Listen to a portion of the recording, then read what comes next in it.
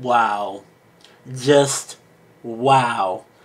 So this chapter, shit went down. Obito is no longer Obito. Let's get that out the way right now. For those that hate Obito, think he's a terrible villain, etc., etc., he is not even Obito at this point, seemingly. It looks as though the 10-tailed beast, the Jubi, has taken control or warped Obito's mind to the point where he doesn't even know who he is anymore at this point. Because in this chapter, he looks like a creepy, lost person, and shit was going bananas.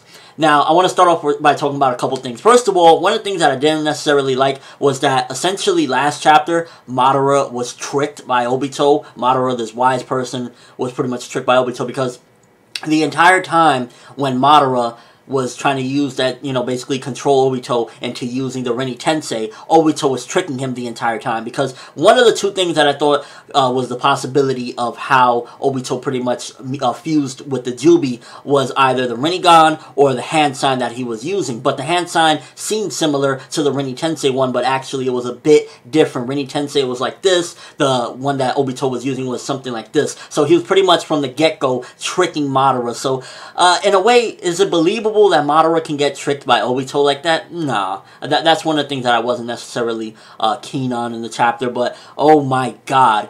For Hashirama to say that this Jinchuriki beast in front of him is stronger than him speaks volumes on the power that is within this body of Obito right now. I'm going to call him the Jubi Jinchuriki at this point because he's not even really Obito at this point. Obito is pretty much out the window and we just have this psychotic nut. When he was looking at them and at first he said, Jinchuriki? I was like, yo, this guy's a little bit crazy. What's going on? And then when he said, Obito?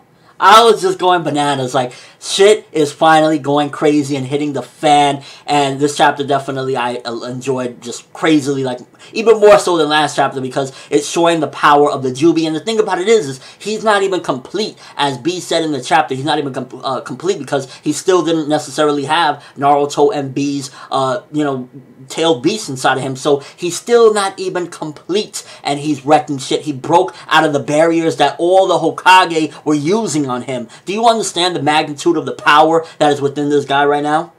This dude is freaking ridiculously strong, even stronger than Hashirama and Madara as well. So right then and there we have a very credible threat. We actually have a formidable and credible threat. We don't have the crazy Jubi that doesn't know what he's doing. We don't have the kind of Madara just sitting in the background. We don't have Obito crying about Rin. We have a very formidable foe, and that is what I'm talking about. That's one of the best things about this chapter is that we have a very formidable and credible threat that is not going to listen to reason. There is no reason with this guy. He looks like it is just a tail beast inside of a human form and will not be reasoned with. And that's one of the best parts about it is that there's no more talking. None of that is going to go down in this chapter. Another thing that caught my eye, and this is a big question I wanted to see what you guys think as well, because to be honest with you, I could come up with very small, hypothesis of what it means, is when Madara said, okay, no longer, I can't sit back, I can't wait anymore, I have to try to use my trump card before Obito realizes that I'm about to use it. Now, what is his trump card? What could possibly be his trump card? Because we ran through pretty much every jutsu you can think of. The only thing I can think of is he's going to try to control Obito as a Jinchuriki himself, and that's maybe his trump card. His final trump card is total control over him or something like that. And if that's the case, then if Madara could control this guy, it's going to be even worse. But that's the only really thing I could think of. And also, the way he's getting up is as if he's going to try to charge Obito instead of, fighting against the Kages once again. So, is he going to try to defeat Obito so he could take the power from him? Exactly what is Madara's going to... Because, Madara has just been so freaking vague from the very first moment he came into the manga in 599. He has just been a vague-ass dude. It's like, what are you doing? What is your goal? And now it seems as though he might rush Obito or try to use his trump card against Obito. So, necessarily, where does he lie?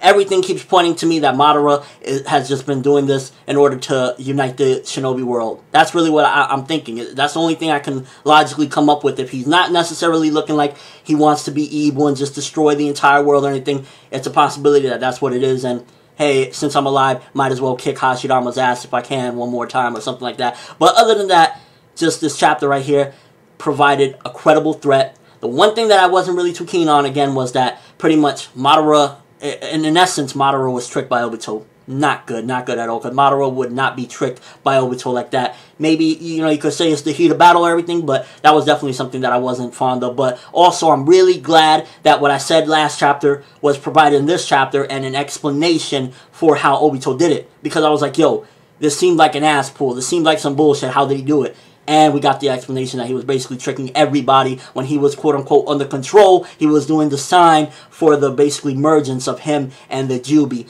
Now, I want to talk a little bit about the signs on his back. The signs on his back looks very similar to the Sage of Six Paths. Pretty much, Obito looks almost like, just like the Sage of Six Paths. And I think that that's due to the power of the Jubi. The Jubi, those symbols, is actually basically a representation of the Jubi. You know how there's 9 and then there's a circle at the top, 9-tailed beast, and then the final circle equals the 10-tailed and everything. So that's a representation of what pretty much we've seen with the Sage of Six Paths. That's why it's very familiar. And when we see Naruto in that form, and I'll do this I'll get more in depth with this in a later discussion, but it's a big possibility, again, that everything leads to the Sage of Six Paths, and that's why Naruto has had that up to this point on his body. Is probably he's a descendant of the Sage of Six Paths, whether it be his bloodline or whatnot, because whenever you see B or any of the other Jinchurikis go into their form, you never see them with those markings, but we see Naruto and his father, and it could be a bloodline thing as well regarding that, why they have that. And the reason Obito has it is because he has the 9 beasts within him, and he has, the entire Jubi within him, and that's probably where those symbols come from. All in all, freaking crazy ass chapter. I actually really enjoy this one a lot compared to some of the previous ones. Last week was pretty dope. The ending was very unclear, so I wasn't as hyped, but this one we have a credible threat. Obito is pretty much out the window, and we got something even more fierce. The Kages are trembling. The first Hokage is admitting that he's not as strong as him.